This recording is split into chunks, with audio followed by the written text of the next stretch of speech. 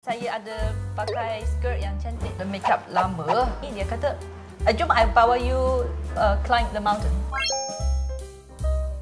Jika lelaki yang pandai masak, pandai memperbaiki barang-barang, knowledgeable, suka teman anak, dan saya suka tambah markah. Siapa yang curang, tak tiada maaf bagimu. Saya cakap terima kasih masak, dan dia akan cakap terima kasih makan. Demi cinta ya, sanggup buat apa saja demi cinta ya. Apa khabar semua? Saya Husna. Selamat menonton channel Husna dan mengopi bersama-sama dengan Husna untuk bertukar apa-apa yang menarik dalam budaya China dan Malaysia. Okey, topik saya hari ini adalah tentang pengalaman romantik tentang cinta.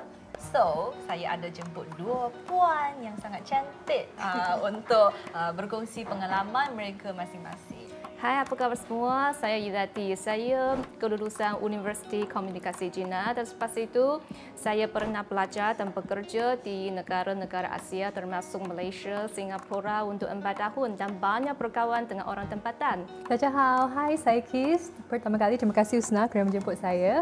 Nama saya Kis dan saya merupakan antara warga negara Malaysia yang menetap di Beijing dan ini merupakan tahun keempat saya di Beijing, China. Okey, dan satu lagi perkara yang penting tentang Kis adalah dia juga isteri Syukri. Wow, rahsia terbongkar. Ya, dan saya juga isteri Syukri. Hai Ayang, tengah tengok ke tu? Dan kalau soalan yang pertama, saya mahu bertanya kalau di China atau di Malaysia, biasanya ketika dating, pasangan muda selalu pergi ke mana?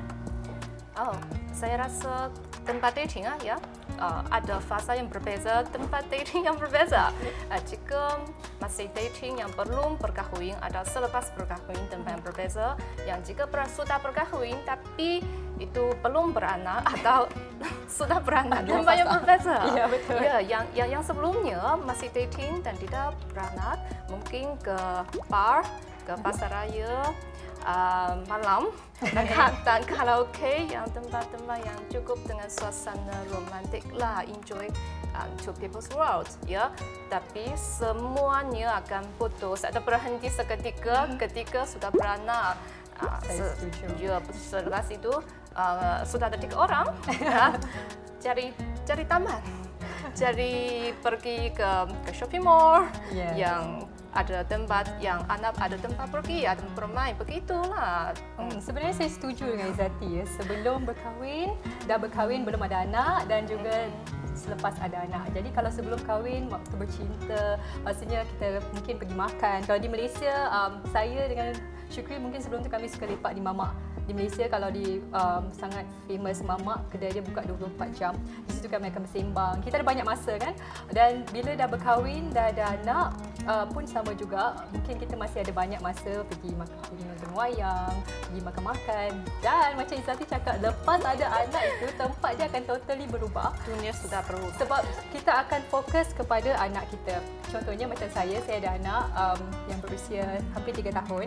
Jadi kalau hujung minggu sekarang ni mungkin kami akan pergi ke mall dan kalau Izzati dengan Husna tahu mesti dekat tingkat 3 atau tingkat atas sekali ada tempat yang khas untuk kanak-kanak bermain dan untuk ibu bapa menghabiskan duit di situ ya. Jadi kami akan ke sana pada hujung minggu untuk menghiburkan anak. Dekat situ dia akan bermainlah, main kereta, main taman permainan di situ ataupun macam Izzati kata kita akan ke park. Jadi selepas berkahwin tempatnya agak berbeza. Okey, lepas tu saya mahu cuba tanya Kak Izzati dan Kis. Kalau dalam satu relationship, ketika dating atau dengan boyfriend, behavior atau kelakuan yang macam mana? Mungkin potong markah dan yang mana tambah markah? Jika lelaki yang pandai masak, pandai memperbaiki barang-barang, knowledgeable, suka teman anak dan saya suka tambah markah. Jika sebut yang minus, yang potong markah ya, saya tidak suka lelaki yang jika dating yang malas pay the bill, tidak menghormati perempuan, yang mudah marah, potong markah. Itulah. Tapi yang potong markah ada sedikit orang, kami pun tidak sempurna, right? Kadang-kadang yang kami pun tolerant ya, tapi ada deadline. Deadline ialah tentang loyalty, kesediaan.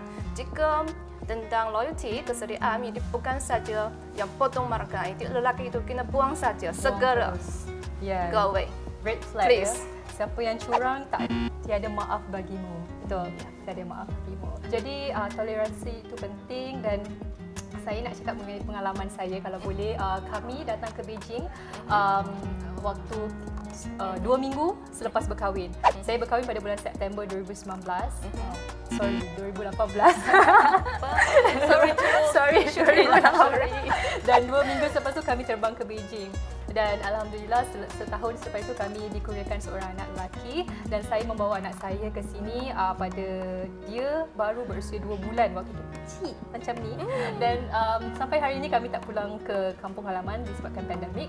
Jadi kami hanya berdua di sini bersama anak. Bayangkan tak ada ahli keluarga lain, tak ada ibu bapa untuk tolong. Jadi hanya kami berdua. Jadi apa yang penting? Kerjasama, okey? Jadi bila anak masih kecil tu pastinya malam-malam tak cukup tidur, keesokan harinya anak meragam nak itu nak ini. Jadi kalau hanya isteri yang buat saja pastinya kita akan mental breakdown, ya, susah. Dan bagi saya kita kena sentiasa menghargai pasangan kita, bukan menghargai macam bagi hadiah macam tu tau.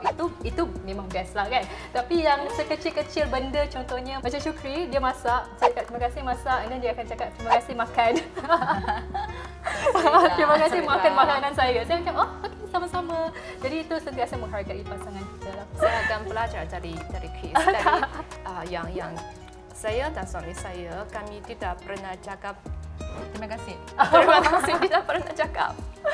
Dan dia seorang suka buat daripada yang cakap. Oh, jadi, mungkin cara setiap orang dia ada dia punya love language kan. Mungkin cara dia dari segi action tekan lagu. Tapi Ya. saya Nak cakap Ya, tetapi ya. dia boleh buat. Ya. okey, saya akan cuba dulu dan belajar dari Chris. Pernah ini selepas pulang ke rumah, Kak Izzati cuba cakap, terima kasih sayang. Dan husband Kak Izzati terkejut, apa? Terus esok dapat beg baru. Okey, saya cuba. Ya. Dan kalau bagi saya, kerana saya belum berkahwin lah. Okey. Dan tetapi saya pun ada pengalaman dating lah. Okey. Saya mungkin akan berkongsi satu pengalaman dating yang tak begitu berjaya. Kenapa? Kenapa tak berjaya? Kenapa? Kerana Cantik yang secantik itu mana pernah tidak percaya? Kerana itu kali pertama lelaki itu dia jemput saya hang out. Okey. Dan saya ada pakai skirt yang cantik. Okey. Ada make up lama 1 jam. Yelah, kita dah nampak cantik depan pasangan kita kan. Dan saya ada pakai heels yang cantik juga. Dan saya ada bawa beg saya yang paling mahal. Jumpa dia. Okey. Dan ketika saya nampak dia, dia cuma memakai macam santai tahu. So okay, I forgive you lah. I rasa okay, never mind. Lepas tu saya tanya dia, mana kita nak pergi hari ini? Dia kata, jom I bawa you climb the mountain. Sebelum tu tak ada bincang nak pergi mana-mana. Ya. Dan how can I pun climb the mountain dengan You tidak tanya sebelumnya. Ya. Kerana biasanya saya rasa tak perlu tanya. Terus pergi mungkin di dalam satu restoran yang romantik atau di cinema. Tapi dia suruh saya pergi climb mountain. Saya rasa okay. I say okay.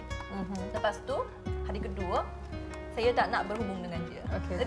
Terus bye-bye. Terus bye-bye. Saya rasa sebab yang penting kita kena tanya dulu kot, kita nak pergi mana.